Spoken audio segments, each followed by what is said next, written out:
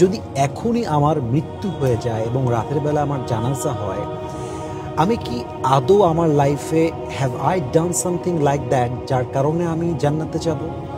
Am I ready for it? Have I prepared my self for it? আমি কি কবরে যাওয়ার পরে জান্নাত পাবো এমন কোনো আমল কি আমি করেছি? এমন কোনো নেক আমল কি আমার সওয়াবের খাতায় আছে?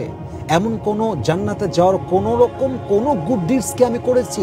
You must ask yourself. যে আমলগুলোর মাধ্যমে জান্নাত পাওয়া সম্ভব হবে, এই আমলগুলো আমি এখন পর্যন্ত করতে পারি নাই, এখন পর্যন্ত আমি সেই লাইফে কাম ব্যাক করতে পারি নাই।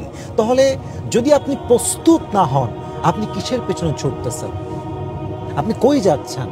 ওয়্যার ইউ আর গোয়িং, ফাইনা তাযহাবুন, আপনি যাবেন কোথায়? ইয়া আইয়ুহাল ইনসানু মা গাররাকা বিরাব্বিকাল কারীম, হে মানুষ, তোমাকে কিসে প্রতারিত করলো তোমার দয়াময় রব থেকে? আপনি কবে হারাম ছাড়বেন? আপনি কবে জেনা ছাড়বেন? আপনি কবে সুদ ছাড়বেন? আপনি কবে ঘুষ ছাড়বেন? আপনি কবে চিটিংবাজি ছাড়বেন? আপনি কবে ধোঁকাবাজি থেকে বের হয়ে আসবেন? আপনি কবে হারাম থেকে বের হবেন? আর কবে?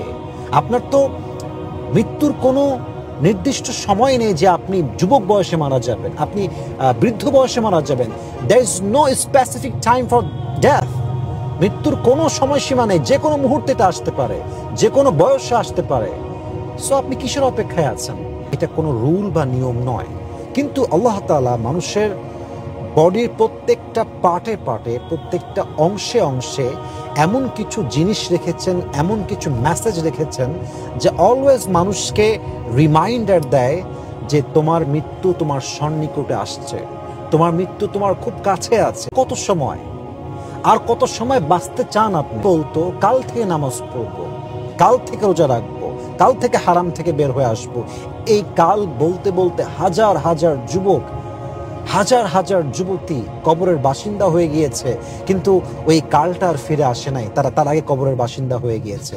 পুরো দুনিয়ার জীবনটা হচ্ছে আখিরাতের জন্য ফসল গড়ার জায়গা। এখানে আমরা আখিরাতের জন্য প্রস্তুতি গ্রহণ করতে আসছি, বাট দুনিয়ার প্রতি আমাদের আসক্তি এত বেড়ে গেছে যে একটা মুহূর্তের জন্য মৃত্যু নিয়ে ভাবার টাইম আমাদের কাছে নেই, অথচ মৃত্যু আমাদের অতি নিকটে আছে। আজকে করতে পারেন, আপনি মৃত্যুর পরে একটি সফল মানুষ হবেন, আপনি জান্নাতি মানুষ হবেন ইনশাআল্লাহ তাআলা। আল্লাহ আমাদের সবাইকে মানা বোঝা এবং আমল করার তৌফিক দান করুক।